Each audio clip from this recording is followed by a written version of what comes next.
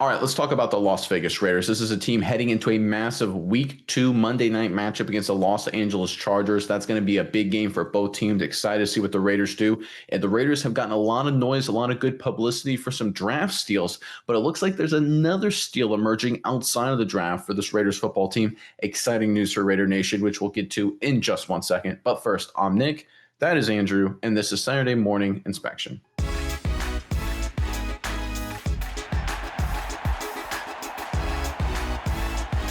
All right, the Las Vegas Raiders have gotten a lot of publicity and a lot of headlines for all the great rookie additions and a lot of the solid big name moves, right? Of course, Geno Smith looked good week 1, really great veteran addition. The hiring of Pete Carroll, the head coach, as an example. How about the rookie class? We look at Jack Best, we look at Thornton, we look across the board. Get Porter, the cornerback, even Ashton Jeanty. A lot of people are critical of him week 1. But when you actually break down the film like we did, check it out if you haven't already. He had a really solid performance, good physical runner, taking advantage of opportunities. So when we talk about this Raiders team, people say good solid moves, the headline moves, good draft finds, good value finds.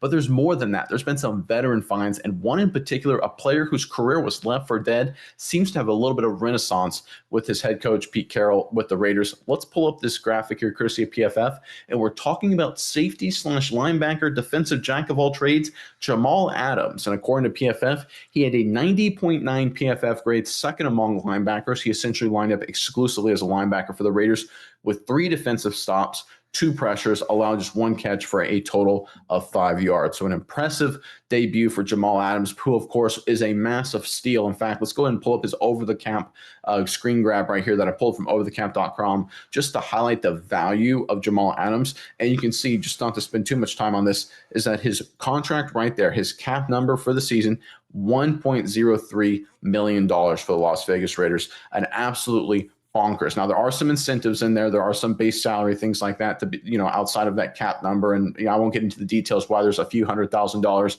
that don't go into the cap number. But the reality is to get $1 million, just roughly, of salary cap hit for a guy that graded out in the 90s. For people who aren't familiar with PFF, if you grade out in the 90s, that's like all pro, first team all pro stuff.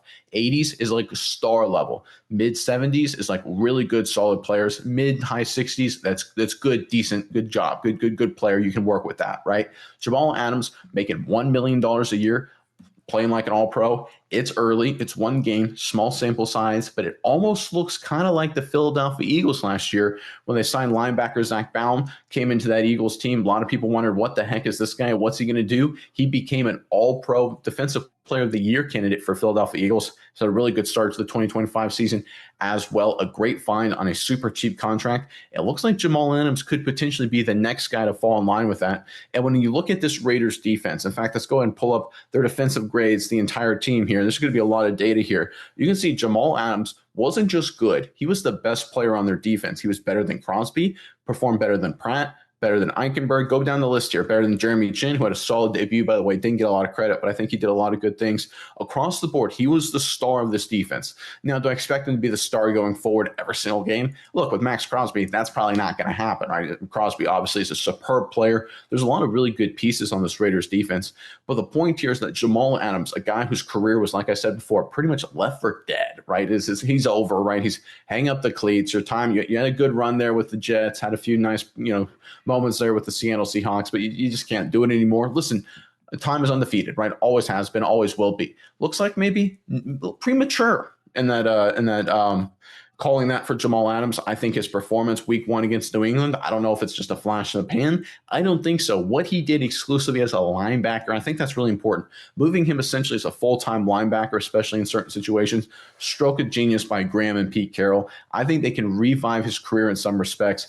I really like what he's doing. He reminds me a lot in this Raiders defense to what former Carolina Panther Thomas Davis was doing. He was a safety in college. The Panthers moved him to linebacker, and he became a stud. Jamal Adams, of course, very late in his career to move to that position full time, but I think it makes sense. I think he'll have a massive impact going forward. And when you look at the move of the year, the steal of the offseason in terms of value, whatever you want to call it, people always look for draft picks, and there's been a lot of great ones, right? A few teams have really done a great job, and the Raiders have been counted as one of those. But I think when it's all said and done, based on the capital surrendered versus the production acquired, it looks like the Raiders really did a number here. Phenomenal work with the addition of Jamal Adams. I know, all right, Miles, I know you've got some information on this and some extra insights, but first, Raider Nation, in the comment section below. Obviously, heading into a big time week 2 matchup against a good Los Angeles Chargers team. I mean, that one's going to be very interesting. Chargers, they look good, right? Well coached team. A little bit of a head coaching battle here between Harbaugh and Pete Carroll. Let us know in the comment section below what you think the final score will be between the Raiders and the Chargers. We did this with some Chargers video a week ago. The Chargers fans, they're feeling pretty confident. They're feeling pretty good about their chances. Curious what you guys have to say about this. Give us your thoughts on this outcome. Give us your final score prediction in the comment section below. But Mize, let me throw it over to you now. What are your thoughts on everything right here when it comes to the Raiders?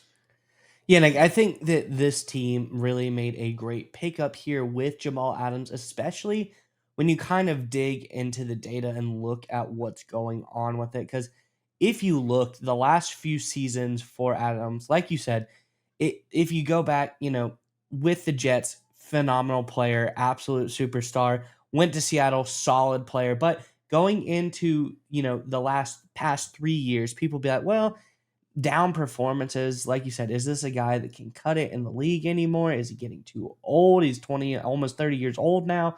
Like, what's going on with the guy? But if you really break it down and look at what he was doing the last couple of years, it kind of makes sense where, last season injured, switching teams, didn't get a lot of play. He only played like 40 snaps last year total between the injuries and switching from Detroit to Tennessee. So this is a guy that didn't have a lot going on there. You look at this previous season, 2023, that was that last year of Pete Carroll. That was the last year with Seahawks where the team just like was in turmoil. The team itself wasn't great. So down year for everybody, but still decent pass rush grade that season, 85.5 for Jamal Adams. And then the year before that, 2022, another injury stricken year for Adams. But before he got injured, really great stats across the board. Had a very good start to the season, 87.0 overall grade in limited play time for him that year. So I see glimpses, I see flashes where, 2022, he was looking like he was going to be a really good player again. 2023, down year for the Seahawks as a whole. You see the flashes of brilliance in the pass rush department. And then 2024 didn't play a whole lot, switched teams around, different systems, wasn't really ever to get comfortable. So that's a down year. Now he gets back into that Pete Carroll system. We see him with a coach he's comfortable with, starting to do really good stuff again. Now, I think the only question on my board is, does he stay healthy? I think so. I think that, he's made it through one game, made it through more snaps than he did last year. So really doing good so far. But this is a pickup that I think could be very valuable for this team, especially you look at the first PFF tweet said second in all linebackers, but I kind of just want to paint the picture here for everybody. Let's look at this graphic of PFF of the top linebackers grading out in the league. And you look, Adams, he's second here, but when you look at who he's second to Olakun, he's even better, in my opinion, than him because his weaknesses are not the same as Olakun. So you see the top here, across the board, very good, but you look at his pass rush grade, 56.3. Then we look at Jamal Adams across the board, 90.9 overall grade, 72.3 run defense grade, 92.5 pass rush grade, and 76.8 coverage grade. So all across the board, Adams is above average or superstar level at doing stuff. And I think that's really important, especially when you look at pass rush. Pass rush is something that I think he's been great at in the past. It's good to see him back to form there. But the run defense aspect for me, very important as well, because this is a guy who, when involved, he was very limited snaps this first game. You see some of these other defenders getting like 60, 70 snaps. He only had about 25 snaps in this first game that he was playing.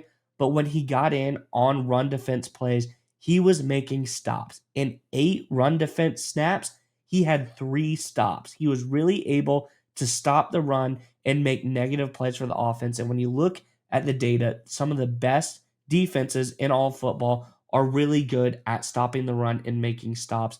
So I think this just shows very well for Jamal Adams that, hey, I'm a guy, I'm in a system I'm comfortable with. I'm back to doing the old things I do really well, but also in this new linebacker type of style that I'm playing, I'm good at stopping the run and making negative plays for the offense. So I think this is a great move. I think we're going to see Jamal Adams flourish. I think we're going to see somewhat of a career renaissance. Will he be the same absolute bonkers, highest played NFL player in the NFL type of guy that he was with the Jets? I don't know, but I think he'll be a very, very solid pickup, like you said, for a steal of a deal on this Raiders team.